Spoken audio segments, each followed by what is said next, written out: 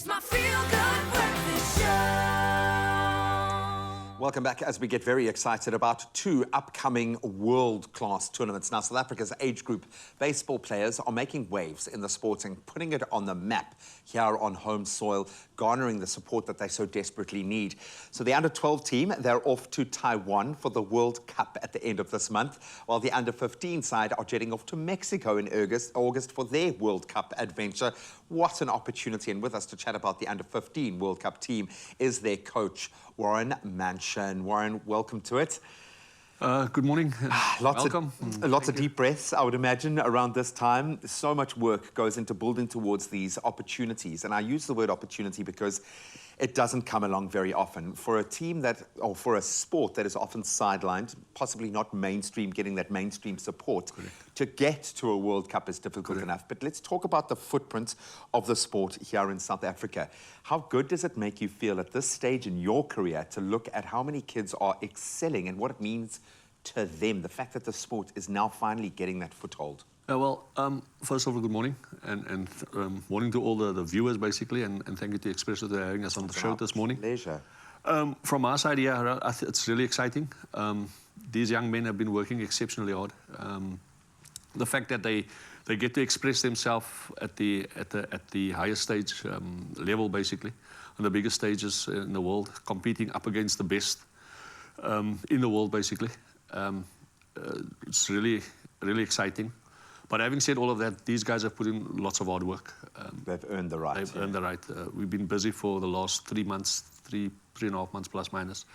I think if my memory serves me, we're now hitting session 52 now. Wow. And these guys are putting in 10 to 12 hours a week, 4 days a week.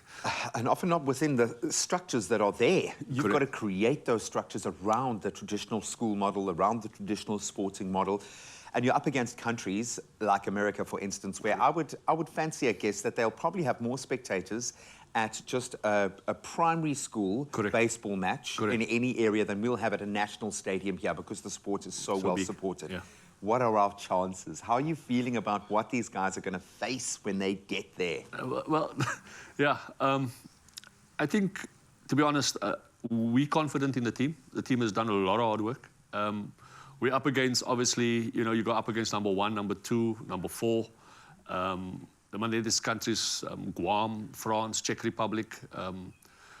If we were to be honest with ourselves, we could stand toe-to-toe with these guys, basically. Yeah. So, depending on how the draw goes, and hopefully the draw is kind to South Africa, we're going to be in there and we're going to give a good account of ourselves. I'm more than happy with it. And because it's uncharted territory, and these guys, if they're going to progress further and take this seriously as a career, and I know they're all young, but this is where that seed first starts to germinate, they're going to need that competition. They're going to need those kind of wake-up calls on the biggest stage. Absolutely vital. Getting them there. How have you been able to pull this off? Because I'm just thinking of what one plane ticket to Mexico costs. How have you been able to generate the funding and be able to create the support base to get them there? So with everything in life, there's always an upside and a downside. And in baseball, this is the downside. It's costing these kids approximately 35,000 Rand to get to Mexico. Wow. It's self-funded tours because we are not a mainstream sport and not recognized by national. Parents have to come up with the money. So the last month and a half has been, or call it a month, has been a month of fundraisers. Each and every parent, every kid, including myself, have been doing fundraising the best way we could. Golf days. Some companies have just come and sponsored generously, basically. And that is the downside. If we could get to a point where, I think you alluded to it earlier, the school sport, which is bedrock of the sport in our country, basically. We need to get a point where baseball is also seen as a school sport. And why not? Yeah. Traditionalist, obviously, we're up against cricket. But there is space. There's enough space for baseball to be played in the schools arena. Infrastructure is there, by and large, to a point. In the Western Cape, surely. The appetite is there. The appetite is there, definitely. We have many hundreds of kids playing baseball.